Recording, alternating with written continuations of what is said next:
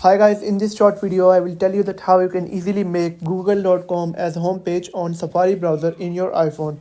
So that's quite simple, but before starting the tutorial make sure that you have liked the video and you have subscribed to my channel. Thank you. So make sure to watch the video till end so you don't make any mistake. So let's get started. So first of all you will definitely have to open Safari browser. Now simply click on search bar and search for google.com. Now once you are on this page, you will simply have to click on the share button on the bottom mid. After that, scroll down and here you will find an option of add to home screen. Now simply click on it. Click on add, and once you are done you can find the Google icon, google.com icon on your home screen of iPhone. Now once I close this tab on Safari and I will completely close the Safari browser.